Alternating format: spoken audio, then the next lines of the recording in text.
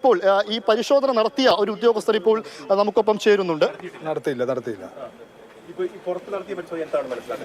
ഇവിടെ ഇപ്പോൾ ഒരു 38 ബാറ്ററി യൂണിറ്റ് നിങ്ങൾ കാണുന്നില്ലേ, അത് കത്തിയിട്ടുണ്ട്. അതിൽ ഒരു ബാറ്ററി ഒരു തകരാറും സംഭവിച്ചില്ല. ബാക്കിയൊക്കെ പൂർണ്ണമായും കത്തിക്കരിഞ്ഞ അവസ്ഥയിലാണുള്ളത്. അതിലൊരു ബാറ്ററി അവിടെ നമുക്ക് അളന്നപ്പോൾ 12 കൃത്യം വോൾട്ടേജ് കിട്ടി. അല്ല, അത് നമുക്ക് അതിൻ്റെ ഉള്ളിൽ പരിശോധന നടത്തിയാൽ പറയാം. എല്ലാ ബാറ്ററികളും പൂർണ്ണമായി കത്തിയിട്ടുണ്ടല്ലോ, അപ്പോൾ ആ രീതിയിൽ വലിയൊരു പൊട്ടിത്തെറിയൊക്കെ ഉണ്ടാവാൻ സാധ്യതയില്ല, കാരണം എല്ലാം ബാറ്ററികളാണല്ലോ. അല്ല, പൊട്ടിത്തെറി ഉണ്ട്, അതൊക്കെ അതിൻ്റെ ഉള്ളിൽ പരിശോധന നടത്തിയാലേ മനസ്സിലാവുള്ളൂ.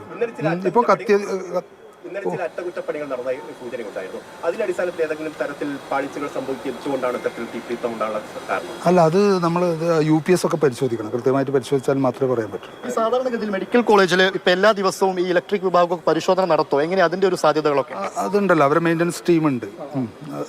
പരിശോധന ഇന്നലെ നടത്തിയിട്ടുണ്ടാവണം രാവിലെ അല്ലേ? അതറിയില്ല, അതൊക്കെ അന്വേഷണത്തിന്റെ ഭാഗമാണ്. അത് കഴിഞ്ഞ ശേഷം പറയാം. നടക്കാറുണ്ട് എന്നറിയാമോ? അല്ല, മെയിൻ്റനൻസ് നടത്തണമല്ലോ. അങ്ങനെ ഏതെങ്കിലും തരത്തിൽ കഴിഞ്ഞ ആഴ്ചയിലോ ഈ സമയങ്ങളിൽ എന്തെങ്കിലും അപാകത കണ്ടെത്തിയതായിട്ട് പറയുന്നുണ്ടോ?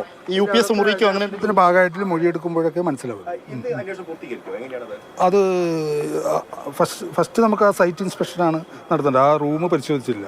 അതിന് പോലീസിന്റെ പ്രൊസീജിയേഴ്സ് ബാക്കിയുണ്ട് അത്ര. അതിനുശേഷം അത് ആ എൻക്വയറി നടത്തും.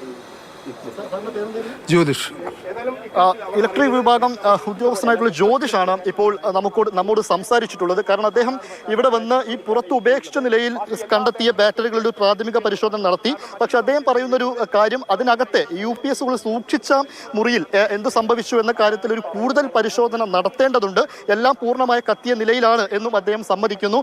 അതോടൊപ്പം തന്നെ മെയിൻ്റനൻസിന്റെ ഭാഗമായിട്ട് ഈ UPS മുറികളെല്ലാം, ഈ ബാറ്ററികളെല്ലാം സൂക്ഷിച്ചിരിക്കുന്ന ഈ മുറിയിൽ കൃത്യമായി പരിശോധന നടത്താറുണ്ട്. അത് അതിന്റെ ഭാഗമാണ് എന്ന് പറയുന്നു. പക്ഷേ ഏതെങ്കിലും തരത്തിൽ അപാകത ഉണ്ടായിട്ടുണ്ടോ എന്ന കാര്യത്തിൽ ഒരു അന്വേഷണം വേണം. അത് കൂടുതൽ പഠിക്കും എന്ന് തന്നെയാണ് അദ്ദേഹവും പറയുന്നത്. എന്തായാലും ഈ ബാറ്ററികൾ കാണുമ്പോൾ നേരത്തെയൊക്കെ സൂചിപ്പിച്ചതുപോലെ തന്നെ വലിയ രീതിയിലുള്ള ഒരു അപകടത്തിലേക്ക് ഇത് പോയിട്ടുണ്ട് എന്ന്, അങ്ങനെ പുക ഉയർന്നതാണ് എന്ന് മനസ്സിലാക്കാവുന്ന തരത്തിൽ തന്നെയാണ് കാര്യങ്ങളുള്ളത്. ഒരുപക്ഷെ ഒരു UPS കത്തി മറ്റു UPSകളിലേക്ക് തീ പടർന്നതാകാമോ, അതല്ലെങ്കിൽ ആ രീതിയിൽ ഷോർട്ട് സർക്യൂട്ട് സംഭവിച്ചതാകാമോ എന്ന കാര്യത്തിലൊക്കെ അന്വേഷണം വേണം. ആ രീതിയിലുള്ള പരിശോധനകളാണ് എന്തായാലും നടക്കുക.